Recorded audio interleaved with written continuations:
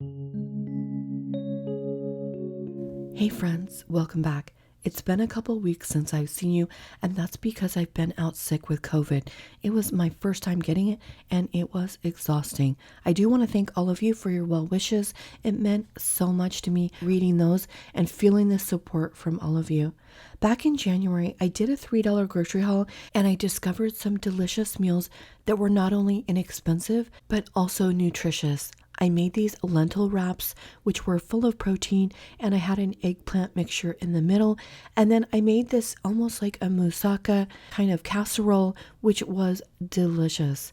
And I loved everything in that video. So I thought I would go ahead and try to do something similar. In this video, I'd like to come up with 4 or 5 meals at a cost of about $3. And as usual, I will be using basic pantry staples at home. And just to mix things up a bit in this video, I'll try to incorporate some condiment packets from my son's condiment drawer. And I've kind of been craving rice, and I was thinking about this Walmart 1 pound for 97 cents. I think it's a great starting point. So I'm just going to take $2 to Wholesome Choice this time and see what I come up with. I'll buy some fresh ingredients, add those to the rice, and see what kind of meals I can make. They have these organic green onions, 3 for $1. These are great for a variety of uses, so I'm going to get these. And then for my protein, I noticed that they had chickpeas for 99 cents a pound. I have an Italian recipe for pannelle, and it's basically a chickpea fritter. It's a very popular Sicilian street food, and I've been wanting to try it for a while now, so today's the day. And they had a good price on tomatoes, but they were quite ripe. So I tried to find the smallest one that I could just to give some acidity to the dish that I make. And I'm just planning on using some vegetables to cook with my rice. They had these potatoes for 49 cents a pound, which is excellent. And then these onions for 25 cents a pound. So I decided to grab a small onion, and I do think it's overkill that I'm getting both green onions and white, but I just thought there's lots I can do with different onions. And in fact, I was thinking about that onion tahdig. Do you guys remember when I made tahdig? It's that Persian rice dish. It's showing it right here on this rice cooker. And I was thinking, what if I used the potato at the bottom and made the potato tahdig? That would be excellent. And I've been craving zucchini lately. I was just out for 2 weeks and I was so sick and I didn't eat very well. But I went to Albertsons and I did get one of those pre-cut vegetable mixes, and it had zucchini and onions and cherry tomatoes. And I just fried that up in a pan and it was so good. So I'm wanting to make that again today. They sell this chickpea flour, and basically what this is it's just ground up dried chickpeas or / garbanzo beans, same thing, but they have it in the Bob's Red Mill, which is I think was $4. This is the Persian market that I'm at, and they have a lot of Indian food and also Persian food, and they had these other large bags of chickpea flour, and it just kind of makes me wonder what all these different cultures are doing with this chickpea flour. I'd like to experiment some more, and that's why I thought today for the recipe that I'm going to use the chickpeas, I'm going to grind it up to make the Italian pannelle dish. But I would like to explore this a little bit more and just see what kinds of things I can make with it, because they're a great low-cost source for protein and they're nutritious in many other ways. They've got a lot of fiber as well.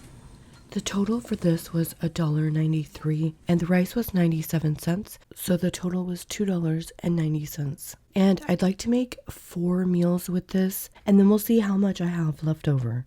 And I'm a little apprehensive about grinding up these chickpeas because I only have this Ninja blender, so I'm not sure how well it's gonna work, but I'm gonna give it a shot because it's really all I have right now. And then I went ahead and measured these out just so you can get an idea of how many chickpeas I'm using in case you want to do this at home. But then I'm just gonna add these directly into the blender, and I'm not going to add any water or anything else, and then I'm just going to blend these. And at first they made the worst noise I think I've ever heard, but it did turn out. I wasn't sure how coarse the grind would be, and I'm sure that there are food processors that would make this finer, but I think that this is going to work just fine. I am going to set aside a very small amount because I was wondering what it would taste like if you coated some vegetables with this and then fried them. It might make a nice batter. So I'm just going to cover this up and then I'll use this later in the week. And now I need to have a mold for the chickpea concoction that I'm making. And I watched a lot of videos on this and everyone seems to use a different kind of mold. Some people used a glass and some people used a little pan like this. And I think that this is the one that I'll go with. So what we're going to do is cook the ground chickpeas with some water until it makes a super thick paste. And then we're going to put it in here and then let it chill until we can form a nice loaf, or some little squares is actually what I'm hoping to get with those. I'm going to cut up some ends of the green onion and add these to some of the little chickpea fritters that I'm making, just to give it some extra good seasoning. This is not typically part of the penne. However, they do use some chopped parsley. I'm going to actually show you a Sicilian street food version of this dish, the way that you eat it, at the end of the video. And you definitely don't want to miss that because it's really excellent. In case you missed it, I added salt to the water. I don't have the heat on at this moment, so we're just going to add in the ground chickpeas now to this cold water, and then I'm going to whisk it together. And altogether I added 1.5 cups of water to this. And then I'm just going to whisk it really good before I turn the heat on. I was kind of looking online at lots of different ways that people make a penne, and every family, I should say, seems to have their own recipe, but it really just involves chickpeas, water, and salt. It's just, there's lots of different ways that people do a mold for this, and that might not make much sense right now. But for the Sicilian street food version of this, they make these chickpea fritters, and then they serve them on a sesame bun, and then they pour a lemon over it, and it's like a sandwich. But I've also read about people eating these chickpea fritters like an antipasti before pizza. But it's definitely in the Sicilian region of Italy.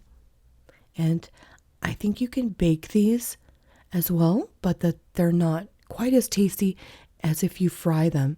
I didn't think I was going to need it to be quite so thin, but the moment that you turn on the heat, it starts thickening. So you definitely want to have that heat at a lower temperature because it starts thickening super, super quickly. And at this point, it's reminding me a lot of polenta. And we're just going to keep cooking this until it gets super thick. And I've heard a lot of people say that you'll know when it's ready when it kind of starts pulling away at the edges. And I believe that this is thick enough. So then we'll go ahead and take this off the heat and add it to our mold. And I decided to go ahead and pull the oil up onto the sides just to make sure that it doesn't stick.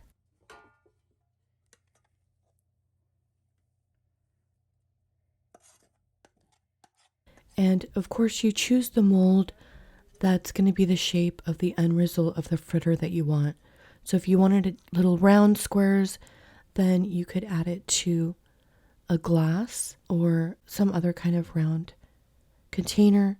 I would like mine to be square shape, and some people even make triangles, which basically just squares, and then cut on the diagonal to make the triangle.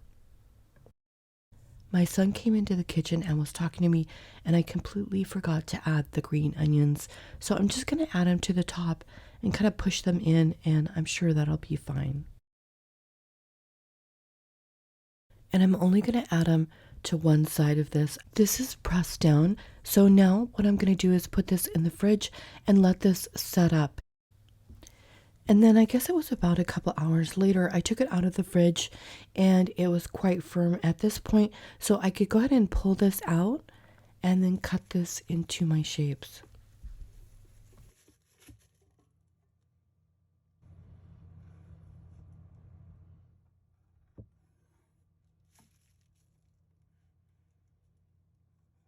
And this is a little thick. Apparently you want it kind of thin so it gets nice and crispy. So I think I'll cut this in half.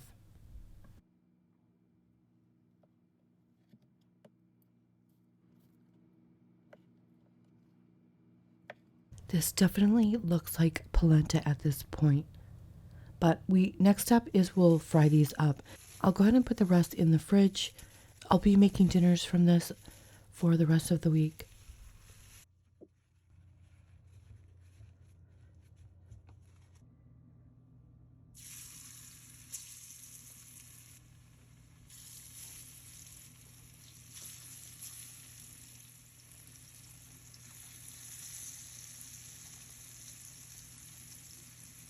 And you do want to fry these until they're a nice golden brown on each side.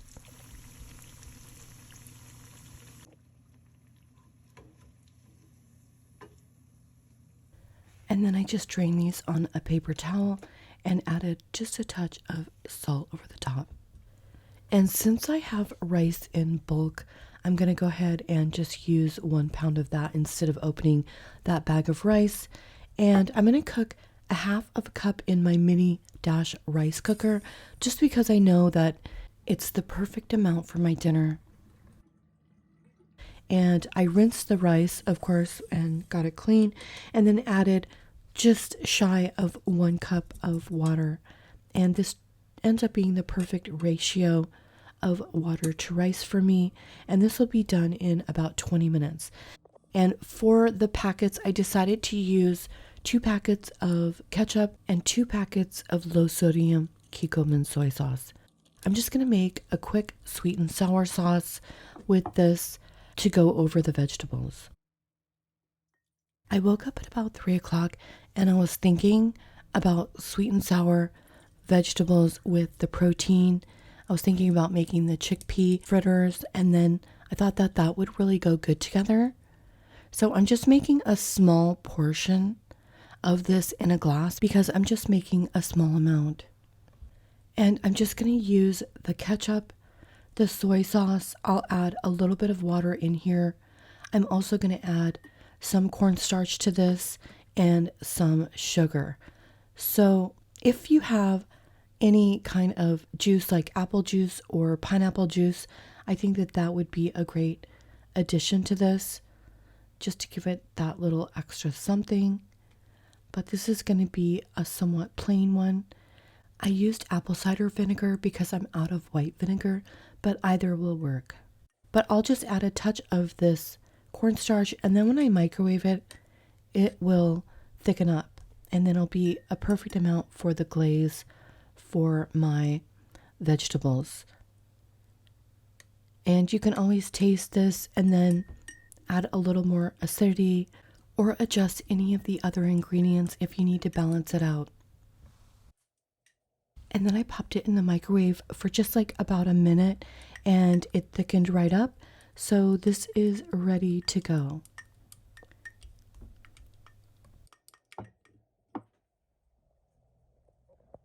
And my rice turned out perfectly. And this is actually that basmati rice that I got in the big bag from Sam's Club. It's super affordable when you buy in bulk. And actually, I think this is now my favorite rice. And I like the fact that it's lower on the glycemic index, whereas it doesn't raise your blood sugar as much, which is a huge bonus. So for that reason, I think this is going to be my rice from here on out. And then I just made these skewers. I was thinking of what would be good for summer, and I do love skewers in winter, but I also love them in summer. They just feel so fresh and light. And if I had an outdoor barbecue, I would definitely put these on the barbecue. And I'm going to roast these in my air fryer. But if you have a toaster oven, then just put it in your toaster oven. And now I want to try these fritters. And if you want, you can add a little salt to them. I've also read that it's very popular to add some squeezed lemon to this. And since I did have a lemon in the house, I decided to try my first bite with the lemon. And this is so crispy on the outside, but it's kind of fluffy on the inside. And The lemon flavor really does add a lot here. In fact, instead of buying that onion, that white onion, I should have spent the money on one lemon. So if I had to do this over again, I think that's what I would do. But they're delicious by themselves, but it just adds kind of a brightness to it. These are very good. These would be good in many different ways. And for my vegetable skewers, I just turned these over halfway through and added a little bit more pepper and then put these back into the toaster oven. And originally I was thinking about adding the fritters to my skewers, but I don't want to ruin the crispiness of the texture. So I think I'm just going to put them on the plate separately. And if you're making this, obviously you can add some of the sauce to the skewers while they're cooking. But I just wanted to add a small amount to one of these because I'm not a huge sauce person.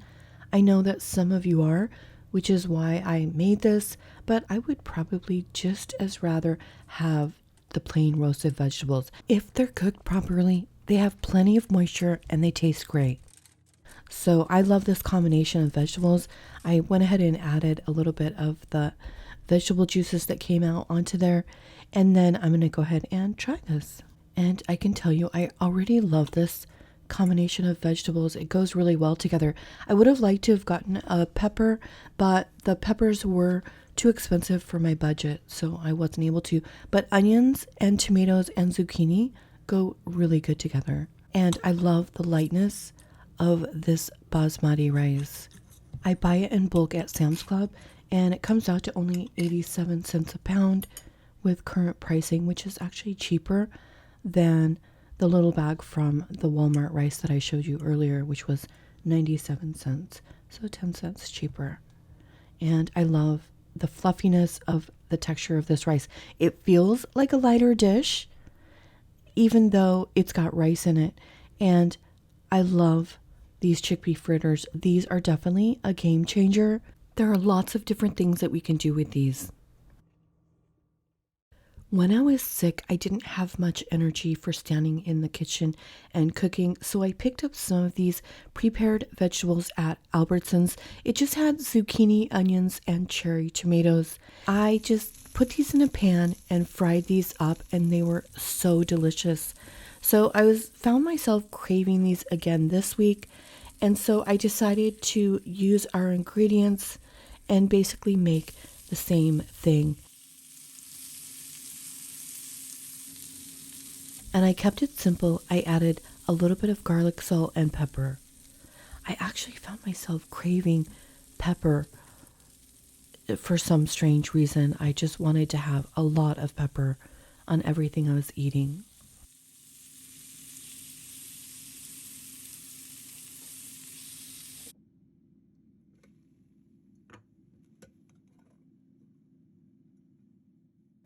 And this is just some plain rice with turmeric and pepper in it.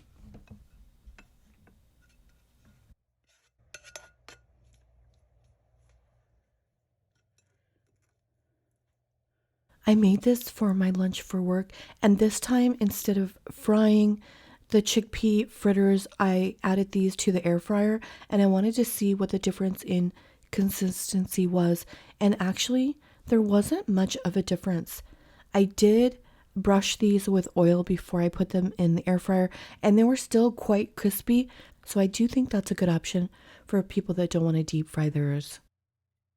And I just took some soy sauce and a sriracha packet with this, and that was my second meal. I really enjoyed that meal. I wanted to try to see if the ground chickpea would make a good batter for vegetables, so I thought I would try two versions. One I would try with the liquid, and the other one I'm just trying with the ground chickpeas. And for the one with the liquid in it, I did have to microwave this for about 45 seconds, and then it became quite thick, and then I just whisked it a little bit more. So the dry mix is on the left, and the wet mix is on the right.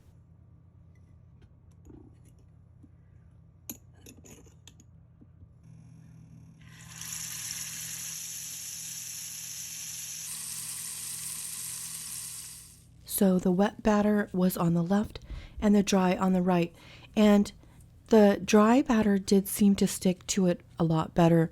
The wet batter wanted to fall off while it was frying, and the dry batter feels crispier. And after trying these, I do recommend the dry batter. It makes a crispy kind of coating, which is perfect for vegetables, and it does taste a little bit like cornmeal. And I actually might like it a little better than cornmeal. I'd have to do a side-by-side test, but this is definitely a good option for vegetables or anything else that you want to fry and just give it a little bit of a crispy texture. Like maybe even eggplant would be delicious fried this way.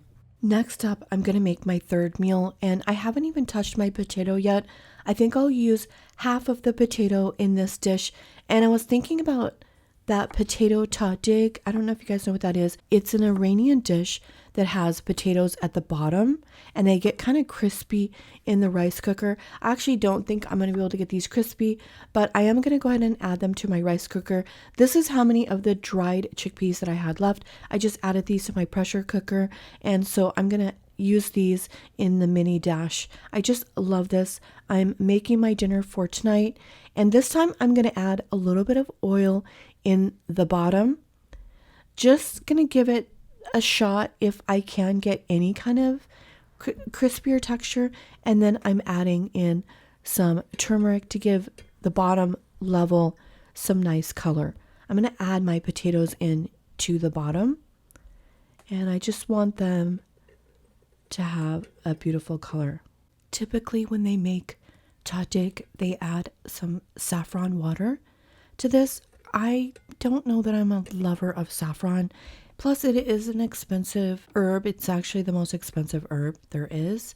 So I'm just adding that turmeric, and then I slice those potatoes as thin as possible just to try to make sure that they are able to cook in the rice cooker.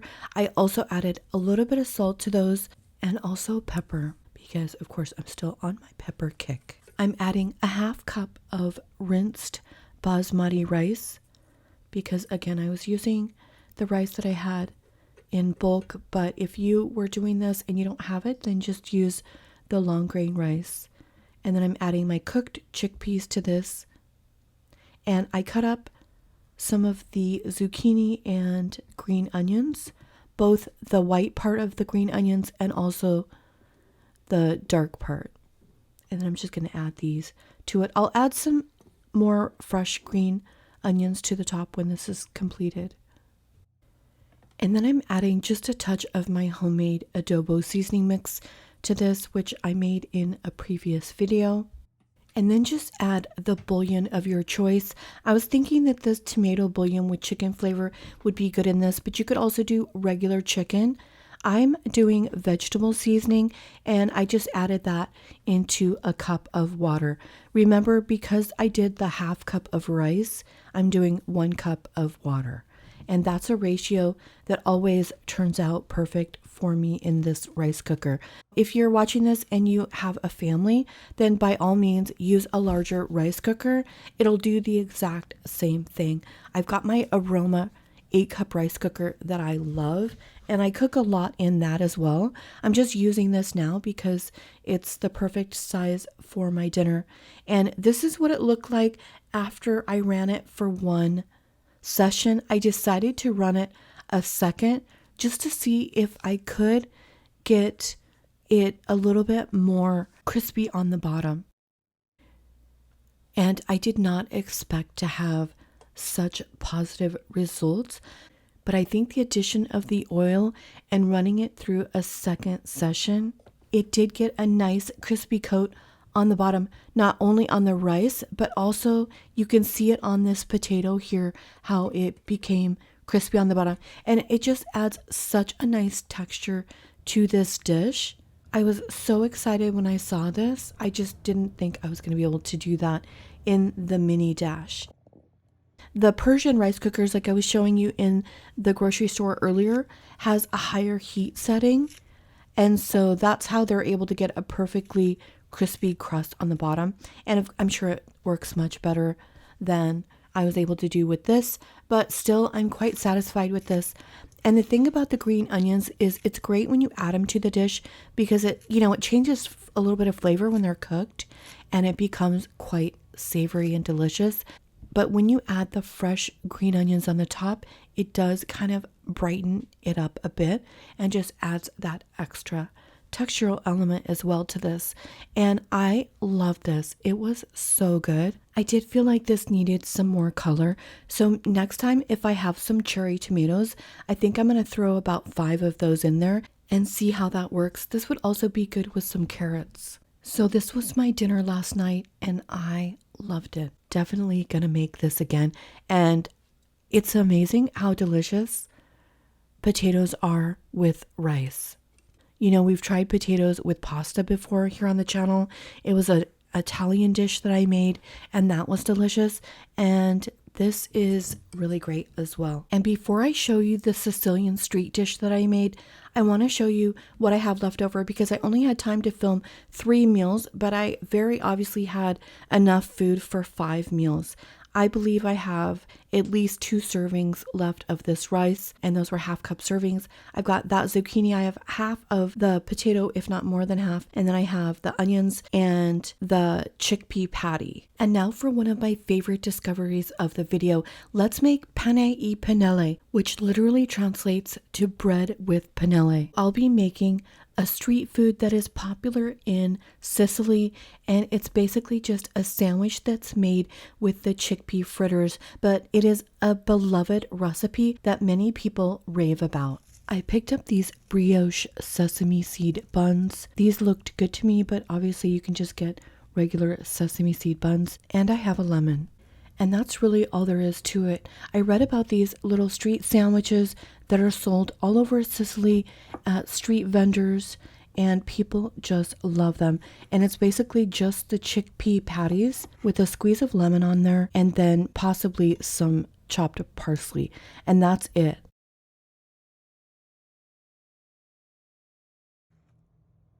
I tried to find out if there's anything else put on the bun, but everything I read said that it was just basically plain like this.